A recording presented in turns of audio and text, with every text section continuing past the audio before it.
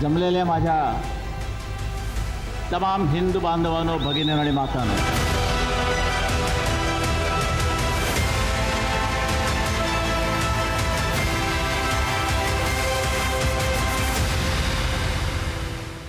हिंदू हृदय सम्राट बाळासाहेब ठाकरे यांचं जन्मशताब्दी वर्ष सुरू होतंय आणि बाळासाहेबांसंदर्भातच ज्या आठवणी आहेत त्या खरं तर जागवण्यासाठी माझ्यासोबत आहेत शिवसेना नेते खासदार संजय राऊत सर. सर, पुढारी न्यूजमध्ये तुमचं स्वागत आहे. माझा पहिला प्रश्न आहे, जन्मशताब्दी वर्ष सुरू होतंय, निवडणुकांचं देखील हे वर्ष होतं, त्याबद्दल काय? बाळासाहेब हे रणधुमाळीत असते तर महाराष्ट्राचा संपूर्ण माहोलच बदलला असता. बाळासाहेबांनी कधी निकाल काय लागेल याची पर्वा नाही केली, पण लोकांपर्यंत आपण गेलं पाहिजे, आपली भूमिका मांडली पाहिजे. लाखो लोक सभेला येतात. बाळासाहेब म्हणे ते लाखो लोक का आपले मतदार नाहीत, ते आपलं ऐकायला येतात. लाखाची सभा आहे, वातावरण निर्मितीसाठी फार चांगली असते, पण ते फार ज्याला आपण प्रॅक्टिकल म्हणतो असे ते प्रॅक्टिकल नेते होते. हे 1.5-2 लाख लोक जमले आहेत, ते सगळे का आपले मतदार नाहीत. आपल्याला ते एका प्रेमापोटी आपल्याकडे आपला विचार ऐकायला आलेले आहेत, पण त्यांच्यापर्यंत आपला विचार केला पाहिजे. अशा भूमिकेनं नेतृत्व करणारे बाळासाहेब ठाकरे होते. आणि बाळासाहेब ठाकरेंचं कसं आहे की ते लोकमान्य टिळकांनंतर महाराष्ट्राला लाभलेले लोकमान्य नेते. लोकमान्य म्हणजे लोकांनी त्यांच्या नेतृत्वास राजकारणा पलीकडे जाऊन मान्यता दिली. ते कोणत्या पक्षाचं नेतृत्व करतात हे नाही, सर्वच पक्षातले जाती धर्मातले लोक त्यांना आपला नेता मानतच होते. आणि ह्याला हे जे आहे हे भाग्य या महाराष्ट्रामध्ये फार कमी लोकांना लाभलंय. शिवसेना प्रमुखांच्या अंत्यसंस्कारासाठी जो एक महासागर उसळला होता, 40 लाख लोक रस्त्यावर होते मुंबईत. ही त्यांच्या लोकप्रियतेची साक्ष आहे. शांतपणे सगळं जे झालं, धीरगंभीर. जगामध्ये अशा प्रकारचं प्रोसेशन, त्याला म्हणतो आपण अंत्यसंस्कार, कुठल्या नेत्यावर झाल्याचं मी पाहिलं नाही. ही त्यांची लोकमान्यता, मी म्हणतो ना, ही लोकमान्यता. लोकमान्य टिळकांनंतर दुसरे लोकमान्य बाळासाहेब ठाकरे. सर, आत्ता आपण बसलोय सामना ऑफिसमध्ये. हो, हा, म्हणजे त्यांचीच केबिन आहे. नाही, सामना राजकीय तर बाजूलाच ठेवू आपण, पण सामनाचं सगळं तुमच्याकडे आलं आणि सामना हे बाळासाहेबांचाही होता. हा प्रवास कसा होता? बघा, शिवसेना प्रमुखांनी म्हणजे बाळासाहेबांनी सामना सुरू केला तेव्हा हे डिजिटल किंवा हे जे आहे सगळे चॅनल, वृत्तवाहिन्या काहीच नव्हतं.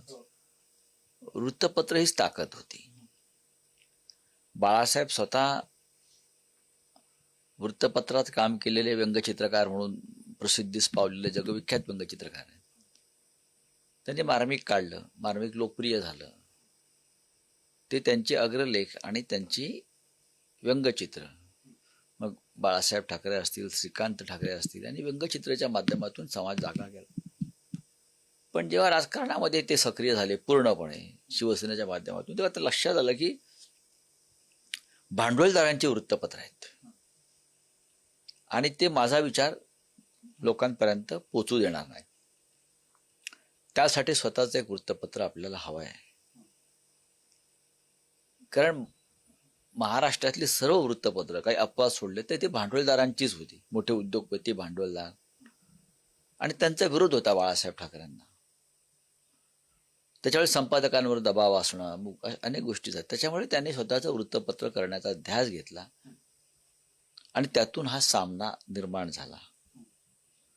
सुरुवातीच्या काळात बाळासाहेब ठाकरे संपादक म्हणून फार आवडीनं अनेक गोष्टी पाहायचे, पण नंतर हळूहळू त्यातून ते थोडे दूर झाले आणि आमच्यासारख्या तरुणांवर त्यांनी ती जबाबदारी टाकली. आता मी 35 वर्षापेक्षा जास्त काळा खुर्चीवर बसलो. हे फक्त बाळासाहेब असल्यामुळे शक्य झालं. त्यांनी माणसं घडवली, एक पिढी सुद्धा घडवली, अनेक पिढ्या त्याने घडवल्या. पण आमच्यासारखे लोक जे पत्रकारितेमध्ये आहेत, राजकारणात आहेत, टिकून आहेत, याचं कारण बाळासाहेबांनी केलेली जडणघडण. आपल्या संपादकानं काय वाचलं पाहिजे ह्याचा त्यांचा कटाक्ष असे. ते कुठे बाहेर गेले तेव्हा ते तरुण होते, बाहेर पुण्यात गेले, कुठे नाशिकला गेले, तर ते आवर्जून पुस्तकाच्या दुकानात जात. त्यांना आवड होती आणि स्वतः पुस्तकं घ्यायची आणि त्यातले अनेक पुस्तकं ते माझ्याकडे पाठवायचे वाचायला, निवडून. आणि त्यानंतर ते काहीतरी परीक्षा घ्यायची. अरे त्या पुस्तकात काय आहे, अमुक म्हणजे मी ते पुस्तक वाचलंय की नाही. त्या पुस्तकावर प्रश्न. त्याने ते पुस्तकात ते वाचलेलं असायचं, पण ते मीही वाचायला पाहिजे. एक संपादक आपल्या हाताखाली त्यांनी घडवला. हेडिंग कसं द्यायचं, अग्रलेखाचं हेडिंग कसं असायला पाहिजे. कधीतरी अनेकदा ते माझ्या अग्रलेखाचं कौतुक करायचे. केव्हा तरी असं त्यांना वाटायचं की काहीतरी गडबड आहे, मग ते असं फोन करून असे गमतीने म्हणायचे, तुझ्यातली आग मेली, विजली. म्हणजे आपल्याला जास्त प्रेरणा. अरे बाळासाहेब म्हणतात तुझ्यातली आग मेली. मग दुसऱ्याशी परत फोन, आग लागली आहे. दुसऱ्या दिवशीचा अग्रलेख वाचून त्यांना लगेच कौतुक करायचे ते. पण ते ना माणसं घडवायचे. सर, तुम्ही आता सामना सगळा सांभाळताय. तुमची आणि बाळासाहेबांची पहिली भेट कधी झाली, काय ते आठवतं? म्हणजे त्यावेळेला तुम्ही काही शिवसैनिक होतात, पत्रकार होतात? नाही, नक्कीच आम्ही शिवसैनिक होतो. मला लोकसत्तामध्ये स्वतः बाळासाहेब ठाकरे घेऊन गेले होते त्या काळामध्ये. तेव्हा सामना नव्हता. स्वतः. आणि संपादक होते विद्याधर गोखले. त्यांना म्हटलं हा माझा माणूस आहे, याला तरबेज करा म्हटले. कारण त्यांच्या डोक्यात होतं भविष्यामध्ये आपल्याला वृत्तपत्र काढायचं आहे. मी लोकसत्तेत काम करत राहिलो, मग लोकप्रवेत काम केलं. आणि एक दिवस असा आला की बाळासाहेबांना सर्व काही सोडून मी बाळासाहेबांबरोबर आलो. तेव्हा लोकांनी वेळात काढलं की एवढी मोठी नोकरी सोडून तुम्ही आता कुठे चाललात? मी बोललो नाही, बाळासाहेबांचा आदेश आहे, जावं लागेल. आणि बाळासाहेबांनी मी जे बाळासाहेबांचं बोट धरलं ते शेवटपर्यंत आहे, इथपर्यंत आहे.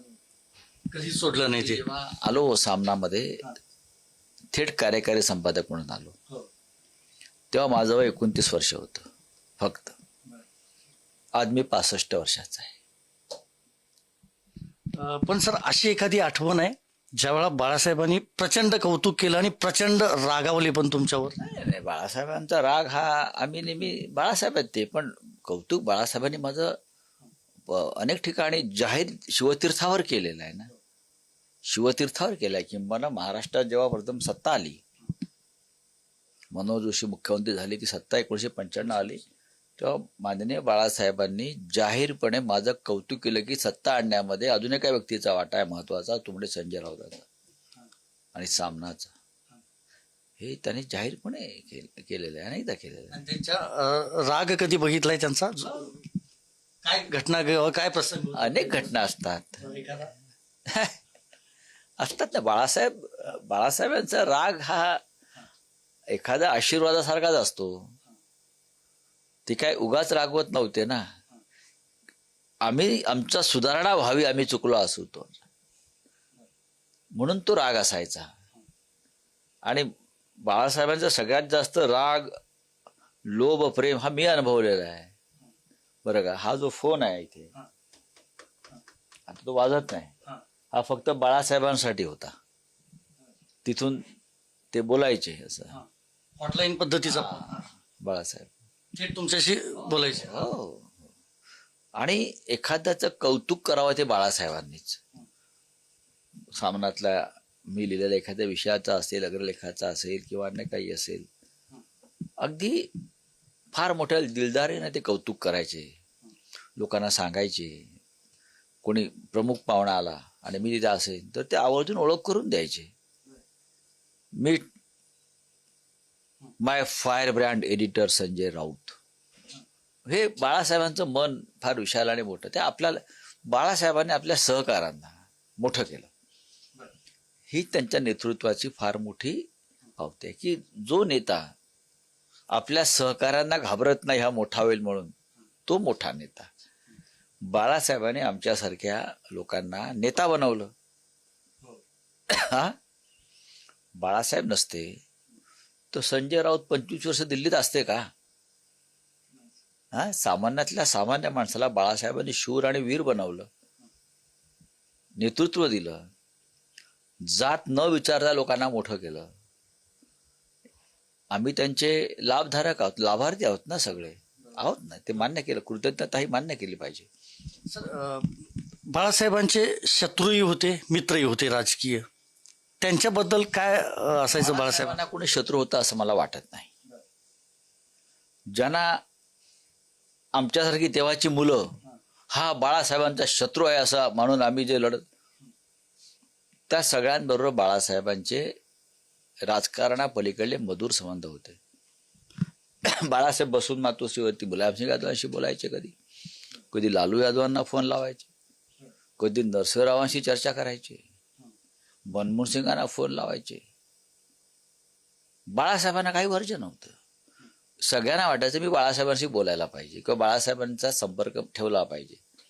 बाळासाहेब अशा प्रकारचीच एक लिडरशिप होती. बरं, सत्तेत असो वगैरे नसो त्यांना काही फरक पडत नव्हता. बाळासाहेब स्वतःचं एक पॉवर सेंटर होतं. त्यांना राज्याचा मुख्यमंत्री कोण आहे, राज्याचा गव्हर्नर कोण आहे, याविषयी त्यांना काही फिकीर नव्हती. आणि बाळासाहेब असल्यामुळे आम्हालाही फिकीर नव्हती. आमचं सर्वस्व बाळासाहेब ठाकरे. एका हाकेवर सर मुंबई थांबवणारी ती व्यक्ती होती, किंवा मुंबईत म्हणजे त्यांचा शब्द हा शेवटचा असायचा. तसा नेता पुन्हा होईल महाराष्ट्राच्या बघा, एक सांगतो मी काय म्हणालो, लोकमान्य टिळकांनंतर फक्त एकमेव लोकमान्य ते बाळासाहेब ठाकरे. असा नेता होऊ शकत नाही परत. आता आम्हाला विचारायचे की शिवसेना इतकी ताकदीची, इतकी सत्तेत आली, पण शिवसेनेनं संस्था उभ्या केल्या नाही, साखर कारखाने निर्माण केले नाहीत, सूतगिरण्या काढल्या नाही, पण शिवसेनेनं जेवढा रोजगार दिलाय तेवढा या महाराष्ट्रातल्या 200 कारखान्यांनी दिलेला नाहीये. हे मुंबई शहर, ठाणे असेल आहे आसपास, जो मराठी माणूस पोटाला लागलेला आहे, उत्तम ठिकाणी नोकऱ्या करत राहिला, तो फक्त बाळासाहेब ठाकरेंमुळे. मुंबईमध्ये घराघरामध्ये त्या काळामध्ये बाळासाहेबांमुळे लोकांना नोकऱ्या लागल्या. मोठ्या मोठ्या कंपन्यांमध्ये साखर कारखाने तेच करतात, शोषण करतात मजुरांचं. बाळासाहेबांच्या नुसत्या नावानं हजारो लाखो लोकांना नोकऱ्या लागलेल्या आहेत. दुसरा उद्योगाचे दुसरं काम का असतं? लोकांना रोजगार देणं हेच आहे ना. तो आम्ही दिलाय बाळासाहेबांनी. सर, कडवट शिवसैनिक जो आहे, सामान्य शिवसैनिक, त्याच्यासोबत बाळासाहेबांचं नातं कसं होतं? कडवट शिवसैनिक ही बाळासाहेबांची कवचकुंडलं होती. बाळासाहेब त्यांना आपली कवचकुंडलं मानायचे. जेव्हा जेव्हा त्यांच्यावरती धमक्या किंवा अतिरेक्यांकडून काही वाईट नजर पडायची, तेव्हा ते म्हणायचे की जोपर्यंत माझे कडवट शिवसैनिक माझ्या सभोवती आहेत तोपर्यंत कोणती गोळी मला चाटून जाणार नाही, कारण हा कडवट शिवसैनिक पहिली छातीवर गोळी येईल. या कडवट शिवसैनिकांमुळेच अनेक आंदोलनं यशस्वी झाली. मग मुंबईतली सीमा प्रश्नाची असतील किंवा बेळगावची असतील, प्रत्येक ठिकाणी जिथे जिथे मराठी माणसावर अन्याय झाला किंवा महाराष्ट्रावरती अन्याय झाला, त्या प्रत्येक ठिकाणी बाळासाहेब ठाकरेंनी आपला ठाकरी बाणा दाखवला, ठाकरी बाणा. आणि आम्हाला त्याचा खूप अभिमान आहे की आम्ही अशा नेत्याबरोबर वर्षानुवर्ष काम केलं. सर्वाधिक सहवास लाभलेला मी नेता आहे त्यांच्याबरोबरचा. जसं त्याने मला वयाच्या 28व्या वर्षी एडिटर केलं इकडे, तसंच माझ्या अत्यंत लहान वयामध्ये मला त्यांनी पक्षाचा नेता केला. आमच्याकडे नेत्याची नेमणूक केली जाते, 12-11 नेते आहेत, आणि बाळासाहेबांनी नेमलेला सध्याचा हयात असलेला मी नेता आहे. बाळासाहेबांनी मला आवर्जून नेतेपदी आणलं. त्यांना माणसाची पारख आहे, त्यांना दूरदृष्टी आहे, त्यांना माणसं कळत होती, त्या माणसाचं भविष्य कळत होतं, आणि त्यानुसार त्यांची मांडणी चालायची संघटनेत आणि पक्षामध्ये. त्यांनीच पारख केलेली काही माणसं चुकीच्या रस्त्यावर भरकटली गेले. गेले. त्याचं त्यांना कधी खंत नाही वाटली. ते परत माणसं निर्माण करत राहिले. त्यांना खंत नाही वाटली. त्यांच्या हयातीमध्ये खूप लोक गेले. भुजबळ गेले, नारायण राणे गेले, काय राज ठाकरे दूर झाले. त्यांनी सगळं खंबीरपणे बसवून परत नव्याने ते डाव टाकायचे. सर, बाळासाहेबांचं भाषण म्हणजे अख्खा महाराष्ट्रच नाही तर देश आसुसलेला असायचा. तर ती काय म्हणजे ती वेगळी शक्ती होती बाळासाहेबांकडे. नक्कीच त्यांच्यातली जी ऊर्जा स्टेजवरती आम्हाला दिसायची. एक तर ते भाषण करत नव्हते, ते समोरच्या लोकांशी बोलायचे, संवाद. मुख्य म्हणजे ते सोपं बोलायचे आणि सोपं लिहायचे. आम्हाला त्यांनी काय शिकवलं? सोपं लिहा. आणि आम्ही त्यातून सोपं लिहित पुढे गेलो. तसे ते सोपं बोलायचे. जनतेच्या भाषेमध्ये त्यांचं संवाद लोकांशी असायचा. शेतकऱ्यांचं जर काही असेल तर ती शेतकऱ्याची भाषा बोलायची. वयाच्या 86व्या वर्षी सुद्धा ते तरुणांचे नेते होते, लक्षात घ्या. ते तरुणांची भाषा बोलायचे. महिला आल्या तर ते त्या पद्धतीनं संवाद साधायचे. ही त्यांची कलाकारी होती. पण एक वेगळी भाषाशैली होती सर. ठाकरी बाणा जो आहे, काही शब्द ते बाळासाहेबच वापरायचे. ठाकरी भाषा त्याला एक संज्ञा पडली. ही ठाकरी भाषा आहे, ती तशीच येणार. आणि हे त्याने प्रबोधनकार ठाकऱ्यांकडून घेतलेला वारसा आहे. ते अंधश्रद्धाळू अजिबात नव्हते. ढोंगावर त्यांचा कायम प्रहार असायचा. त्यांना ढोंगच मान्य नसायचं. ढोंग दिसलं की ते प्रहार करायचे. ढोंग नाही चालणार मला. त्यांना खोटं बोललेलं आवडत नसे. हो. आणि त्यांना नाही बोलणाऱ्यांना ते सतत दूर ठेवायचे. नाही, त्यांच्या टेबलावरती एक पाटी होती इंग्रजीमध्ये की नाही बोलणाऱ्याने कृपया माझ्या आसपास उभं राहू नये. हा, नो, त्यांना नो शब्दाचा तिटकारा होता. ते टेबला तशी पाटी होती. अस्खलित इंग्लिश पण ते बोलायचे. आणि सोपं इंग्लिश. ज्याला फार इंग्लिश कळत नाही अशा व्यक्तीला बाळासाहेब इंग्लिशमध्ये काय बोलतात ते कळायचं. इतकं सोपं इंग्रजी ते.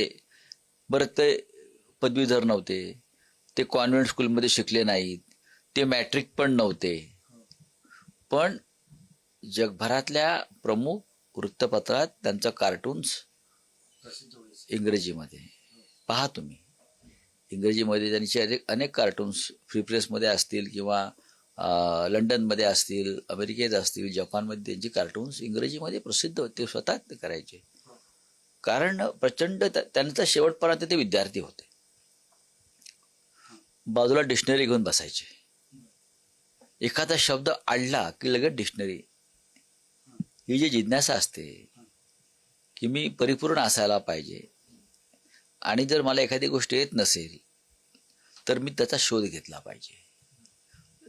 ते अनेकदा त्यांच्या बाजूला डिक्शनरीच असायची आणि ते डिक्शनरी चाळायचे किंवा वाचता वाचता पटकन डिक्शनरी काढ म्हणायचे आणि ते बघ जरा काय अर्थ काय नक्की त्याचा. त्यातून त्यांचा जो व्यासंग आणि वाचन त्यांचं रोज 22 वृत्तपत्र वाचायचे. 22 त्यांच्याकडे 22 वृत्तपत्र येत होते. सुरुवातीला ते सगळे पेपर घेऊन त्याच्यावरती मार्किंग करायचे की कोणतं वाचन आपण केलं पाहिजे. मग अग्रलेख असतील, बातम्या असतील आणि मग ते वाचायचे. सर, आजच्या जेनजी पिढी आपण जी म्हणतोय, नवीन जी जनरेशन आहे, त्यांना बाळासाहेब माहीत नाहीत.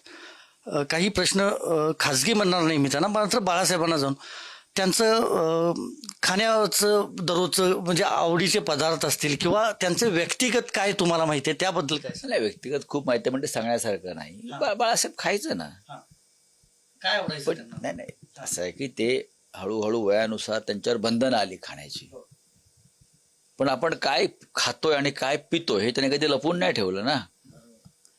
जाहीर सभेत सांगायचं मी बिअर पितोय, माझी बिअर पिण्याची वेळ झाली आहे, मी वाईन पितोय, असं कोणता नेता व्यासपीठावर सांगू शकेल का?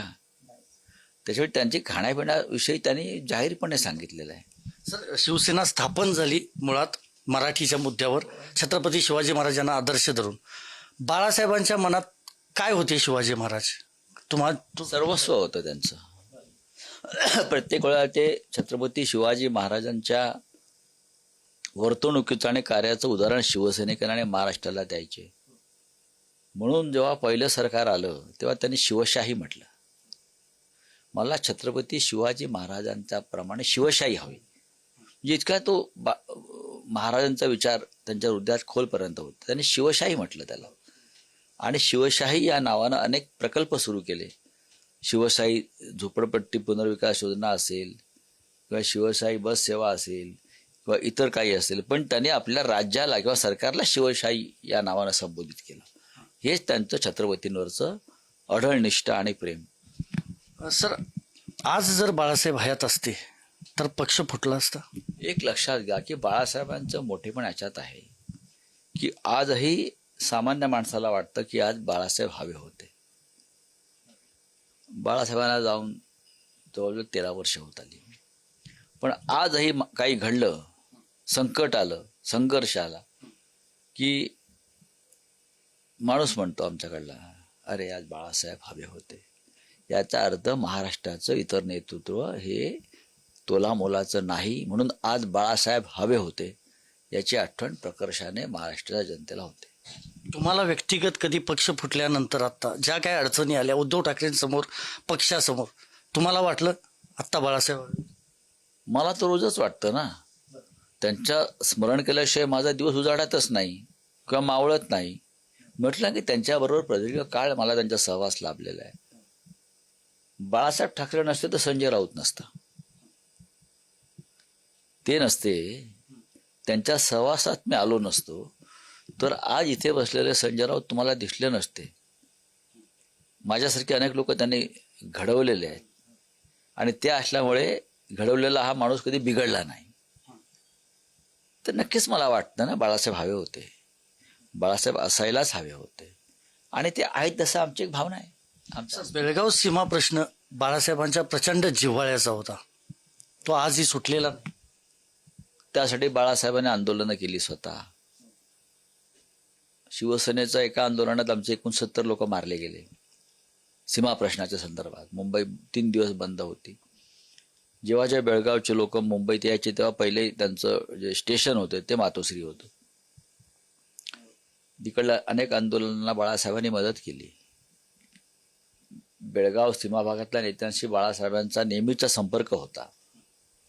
बाळासाहेबांनी खूप प्रयत्न केले. बाळासाहेबांनी काही त्याच्यात तोडगे दिले. जेव्हा ज्या अन्याय झाला तेव्हा बाळासाहेबांनी महाराष्ट्रातून गर्जना केलेल्या, तेव्हा त्यांना मराठी माणसाला न्याय मिळालेला आहे.